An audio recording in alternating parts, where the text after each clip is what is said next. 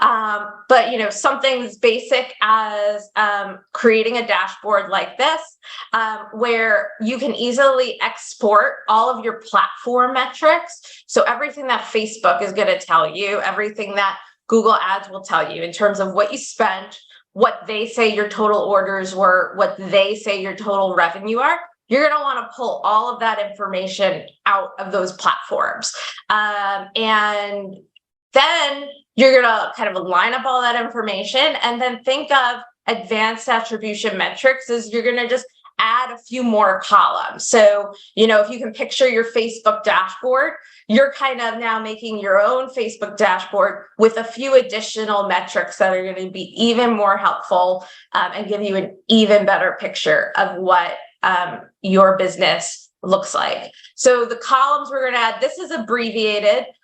So I'm not showing all of the additional columns, but basically think about you're going to want to add the very same columns that you have as a last touch basis or a self-attributed basis. You're going to want to have columns that show your advanced attributed basis. So advanced attributed orders, advanced attributed revenue, and then your advanced attributed ROAS or CPA, or both if you kind of want to be able to track both metrics over time. So once you line all that up, you also want to add in a field for your multiplier. So as we saw in the beginning of the presentation, for Facebook prospecting, 72%. In this example, we spent $130K. We drove 16,000 total orders from the platform and $810,000 of total revenue from the platform. Now, that gives us the self-attributed ROAS of 623. That's what the platform says. That's what Facebook says. It's taking credit for everything that it's seeing. But obviously, it doesn't know anything about what you're doing with other vendors. It's not telling you who was going to purchase anyway. And that's where this calculation for advanced attributed comes in. And the way we get here is we do the same ROAS calculation, but instead of using self-attributed revenue, we're going to take this $810,000, multiply it by our 72%. Then we're going to take that revenue number, which is now a haircut of this $810,000. We're going to divide it by the same media spend of $130,000, and we'll end up with a new ROAS of 449. So lower than the 623, but still a very healthy ROAS by many brands' goals. So overall, this prospect is doing really well, as we expected it would. We're going to do a similar thing for search non-brand, and in this case, we start with a $3 ROAS from a last touch perspective, and when we do the math, giving the haircut that the 81% takes into account, we end up with a new advanced attributed ROAS of 251. And once we've done all of that math, we're now back to the point where we have, performance metrics, and we're going to move on to step 2, where we make decisions with that metric. Any questions? All right. So when we go to make these decisions, we are going to compare the actual ROAS that we've obtained to our goal ROAS. Now, we could do an entire presentation on how brands come up with their goals, and we would have a lot of different answers, some of them way more scientific than others. In our last session, we had a really great conversation around brands sometimes will, their finance team gives them a number. They don't know how the finance team got it, but they have to use it. Or they worked at a company before this, and that was the ROAS they use, and so now they're going to use that here. That's what they know. That's what they're going to work with. Some brands kind of say, well, I have a gut feeling and that's what I'm going to use. Some brands have no idea what to use and they pick a number. So how you derive at a goal is very specific to your brand. ROAS, the reason why I use ROAS in a lot of my presentations is that it's generally easier to come up with a rule of thumb. If $1 break even, $1.50 is, gives you a little more room. And then in the $2-3 range is typically where you see profitability. So, as opposed to CPA, very dependent on what is the price of your product and how much it's costing you to acquire those customers. So how we come to goals is a complicated thing to figure out and very personal to your business. That's right.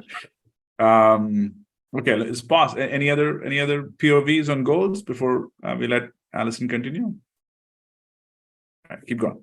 All right.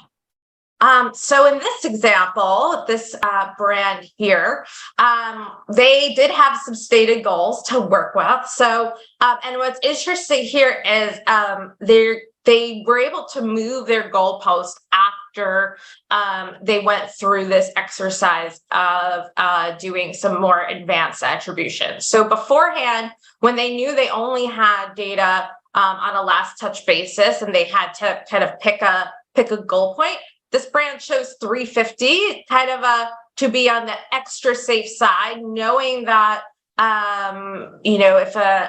what metrics they were going to get out of the platform, maybe were definitely padded to a certain degree and not necessarily knowing what that padding looked like. They originally stated a goal of 350. Once they started seeing their attribution metrics and understanding the degree of padding and or lack thereof, they were able to kind of tighten their goal up, which then provides more opportunity for spending, but also more opportunity for spending in the right places that were actually having impact. So in this case, when we're comparing goals, their goals shifted over time, and that's okay too.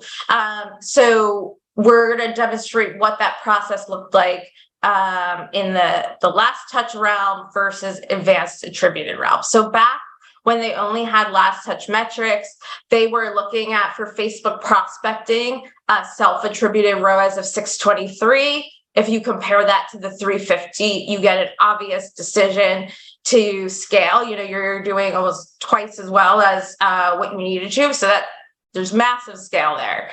Now in the advanced attributed world, this 449, still super strong. And again, now that they've tightened up their ROAS goal to 250, still a really strong decision to scale. So in this example, you can see that there are cases where last touch versus advanced attributed, the decision is still the same.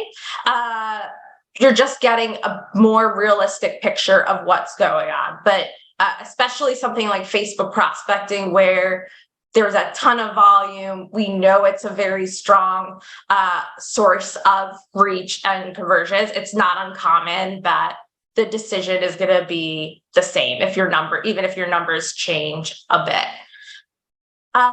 What's really interesting is what happens on the search non-brand side in this example. So looking at this original result of 309 compared to the 350, this would be telling us we need to reduce our budget a bit, that we're not spending our money as efficiently as we could. But as we all know, on a last touch basis, we're not capturing the true value of search non-brand. So even though the advanced attributed ROAS has decreased, when we compare that to our new goal of 250, we now get a decision to hold. So this is actually quite a significant opportunity for change in a marketer's kind of course of their decision making, because now, instead of constantly trying to pull back on search non-brand, we at least now get a decision that allows us to do maybe a little more experimenting, a little more tweaking, and a little more stabilization of this tactic that is going to become crucial over time. So once we kind of have these decisions, we are now ready to go on to step 3, which is the real nitty gritty optimization.